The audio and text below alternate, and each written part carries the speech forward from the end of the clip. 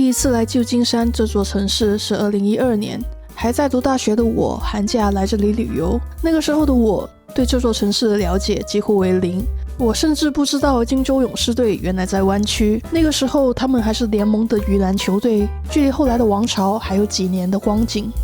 准确来说，我甚至不知道湾区包含了哪些城市，不知道 Oakland、San Jose 这些名字背后代表着什么，不知道矽谷在哪里，更不知道那些改变世界的科技公司就坐落在这片土地上。那时的我完全没有想象过有一天我会在湾区这里生活，更加没有想象过我会在这里遇到一生之爱，会在这里建立起属于自己的生活，会把这里当作第二个家乡。当时只是觉得这座城市很繁华，高楼林立，街道上人来人往，一切都显得那么遥不可及。我心里想着，这大概只是个作为游客来打卡的地方吧，应该不会跟我的人生有任何交集。记得第一次来旧金山，首先被震撼到的是公车上居然会播粤语广播，其次是在路上看到亚裔的比例甚至比白人还要多。第一次来旧金山还发生了一件趣事，出门的时候我没有带任何现金，只带了卡，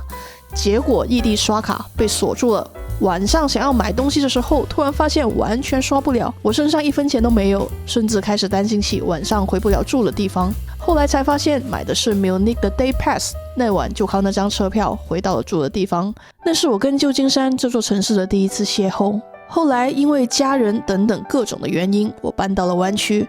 刚开始的那几年，我其实非常不适应这里的天气，这跟我想象的加州阳光完全不一样。我终于明白了马克·吐温那句名言的含义，我所经历过最冷的冬天是旧金山的夏天。刚来的那阵子，我几乎每周都会一个人去旧金山探索不同的街区，尝试不同的餐厅，逛不同的书店和咖啡馆。是的，就是 I 人的日常。但是那个时候，我还是觉得自己只是个过客，我心里还是经常想着，某一天我可能还是会搬到别的地方去。如同我在拉斯维加斯的影片里讲的那样，过去几年我一直在尝试去不同的城市，试图寻找将来的永栖之地。从西雅图、波特兰、洛杉矶、凤凰城、迈阿密、纽约、DC， 甚至是新奥尔良，以上提到的每座城市都有它的独特之处，但是没有一座城市能让我产生那种是的，就是这里了，我要搬过来的冲动。每次旅行结束之后回到湾区，我总会有种说不清道不明的感觉，既庆幸自己还住在湾区，又继续抱怨着湾区的种种不足。去年我去亚洲旅游了接近3个月，去了超过10个城市，从东京、上海到台北。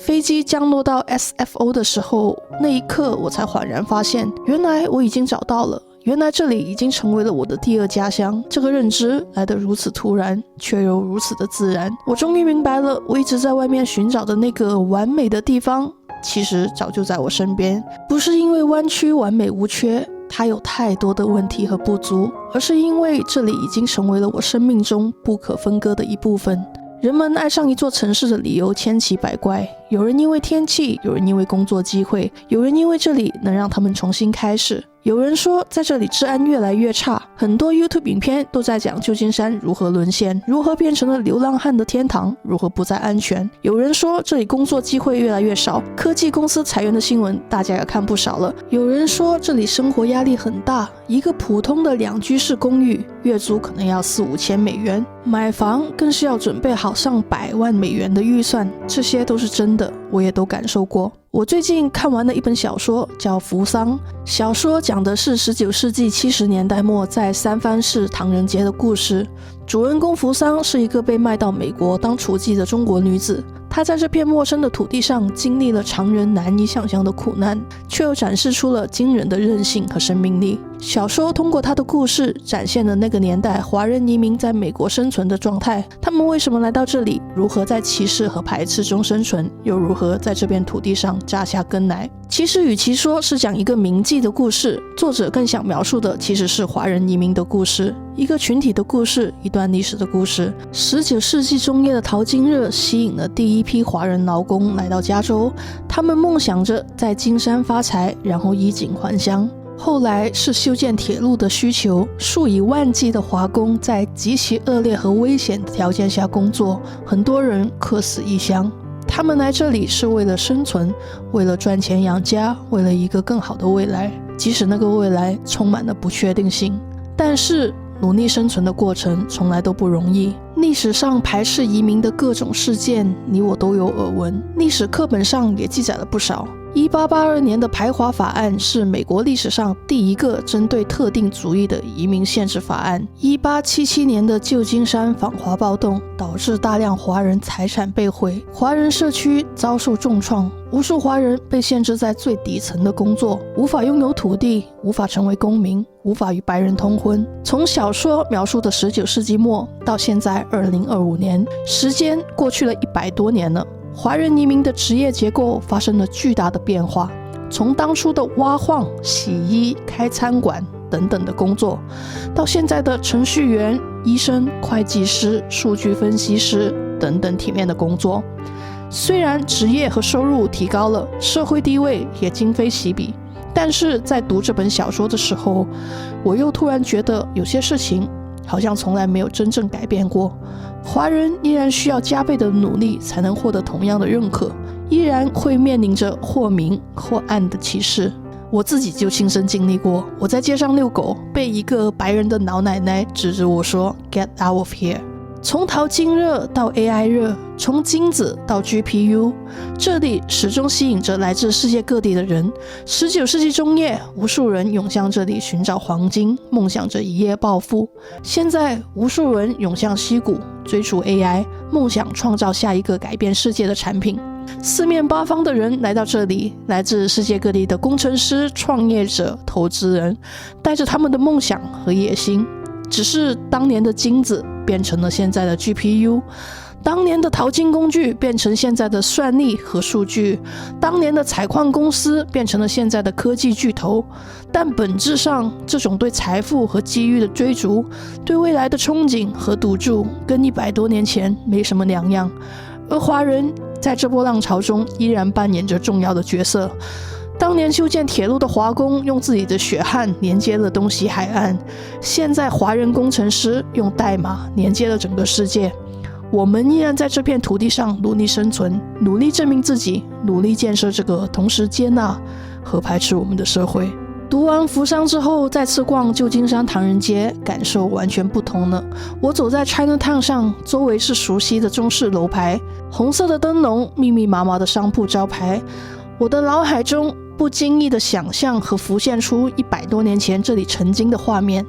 那时的华人只能集中住在这几条街道上，那时的 Chinatown 是个封闭的社区，外面的世界充满了敌意和危险。然后我睁开眼看一看2025年的 Chinatown， 老人们依然在喧闹的街市买菜卖菜，用粤语讨价还价。他们的身影和100年前的祖辈如此相似，但抬头看，高楼上的广告牌是各种 AI 公司的宣传，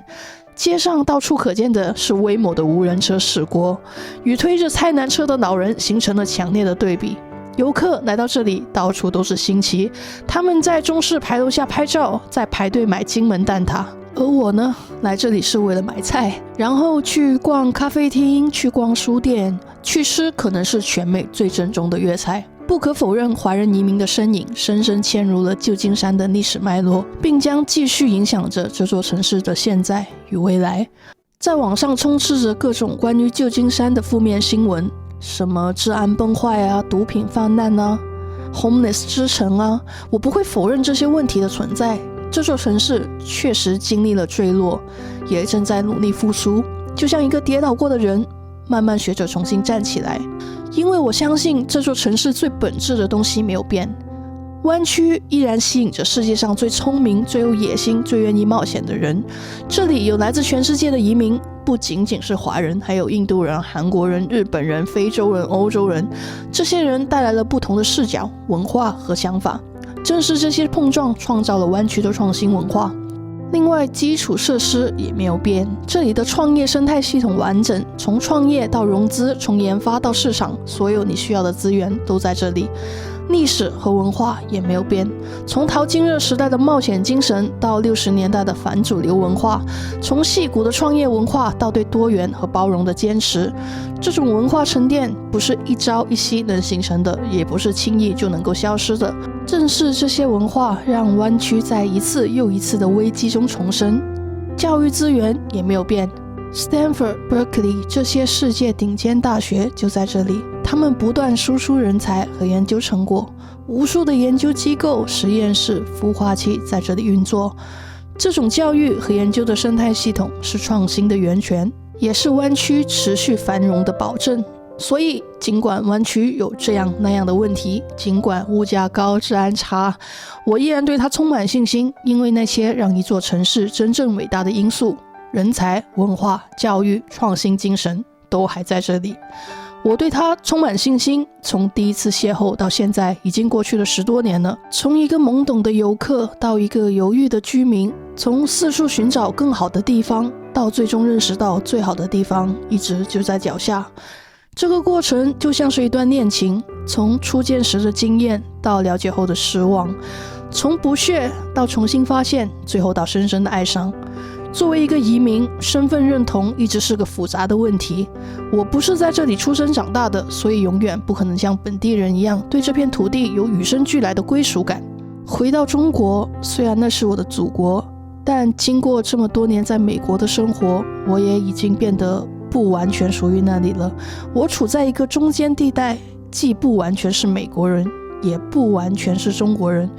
特别是每次去旅游时，跟别的游客 small talk 的时候，其他人问 Where are you from？ 我都会一时之间不知道如何回答。这种困惑有时候让我感到孤独，我不知道自己到底属于哪里。但是现在我明白了，这种不完全属于的状态，恰恰是移民身份的本质。而湾区正是一个让这种身份变得正常，甚至成为优势的地方。在湾区，每一个人或多或少都是外来者。矽谷的大部分居民都是从世界各地来这里追梦的人，正是因为大家都是移民，都是外来者，所以反而没有人会觉得你是局外人。在这里说着带口音的英语不会让人尴尬，因为到处都充斥着各种口音。在这里保持自己的文化传统不会被视为不融入，因为多元文化本身就是这里的传统。生活在湾区，你会有种自己正在见证历史的感觉。从智能手机到社交媒体，从共享经济到无人车，从 AI 到脑机接口，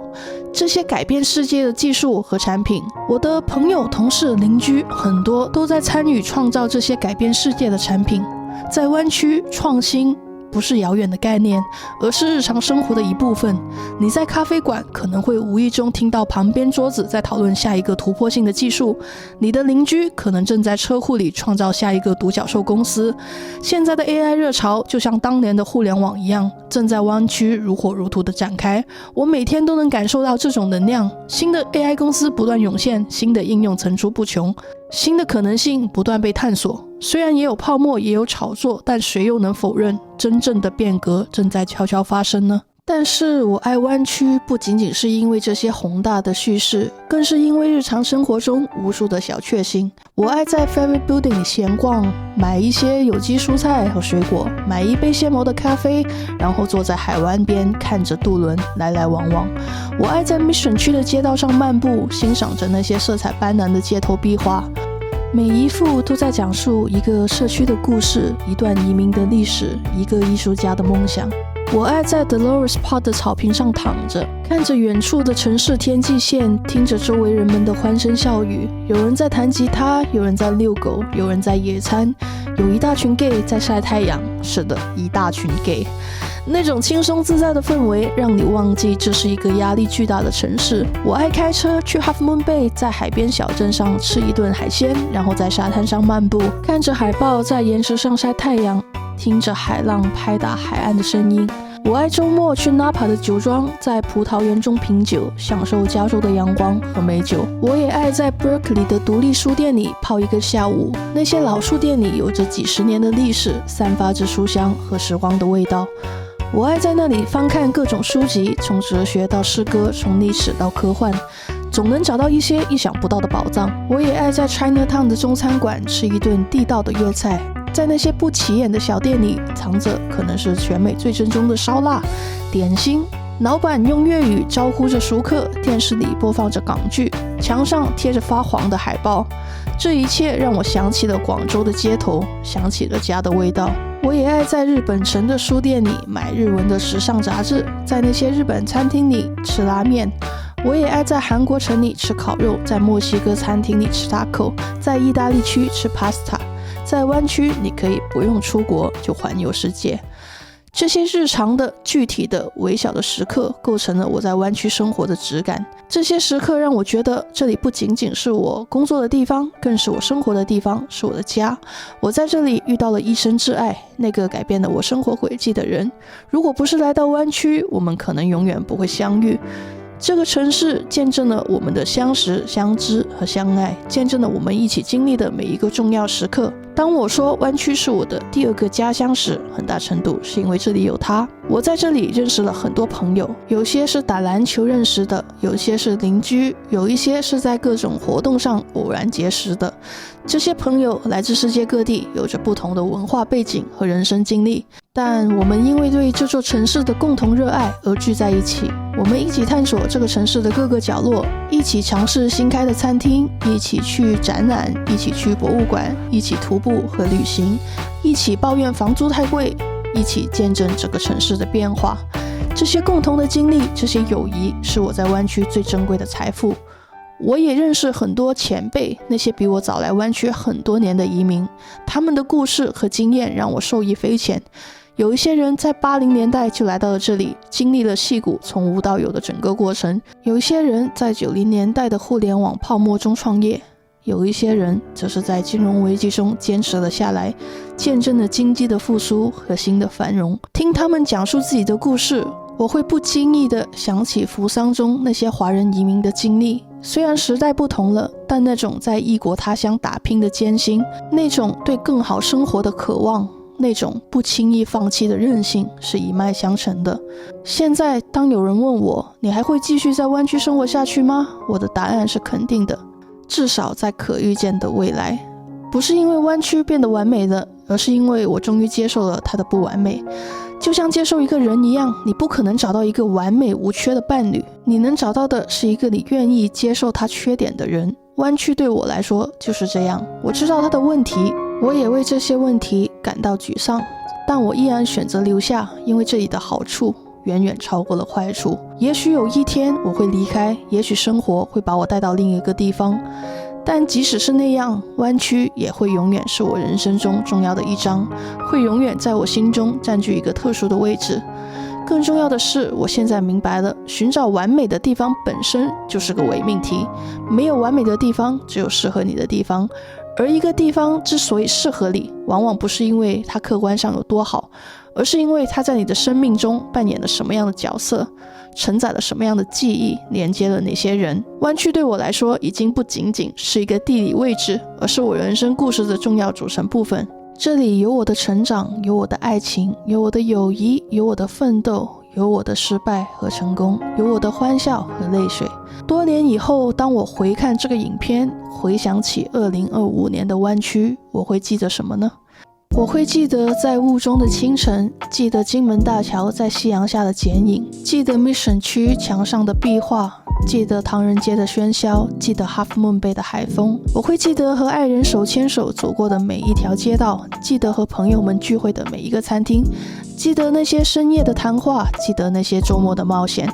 我会记得这个城市教会我的一切，如何在多元文化中找到自己的位置，如何接受不完美，如何在变化中保持自己，如何在异乡建立家园。我也会记得那些艰辛的时刻，孤独的夜晚，迷茫的时期，挣扎的瞬间。但正是这些艰难，让最终的归属感显得更加珍贵。如果城市有灵魂，我想对旧金山，对整个湾区说，谢谢你接纳了我这个异乡人，谢谢你让我在这里找到了爱情，找到了友谊，找到了事业，找到了自我。谢谢你用你的历史和文化让我理解了移民的意义，让我感受到了与前辈们的连结。谢谢你用你的创新和活力让我相信未来，相信改变，相信可能性。谢谢你用你的不完美教会我现实和理想的差距，教会我如何在不完美中寻找美好。谢谢你让我成为你故事的一部分，让我的故事也成为你的一部分。这就是我，一个普通移民，写给旧金山湾区的情书。如果你喜欢这个影片，可以点个赞或者留言。我是 Braden 布莱登，我们下一期再见了，拜拜。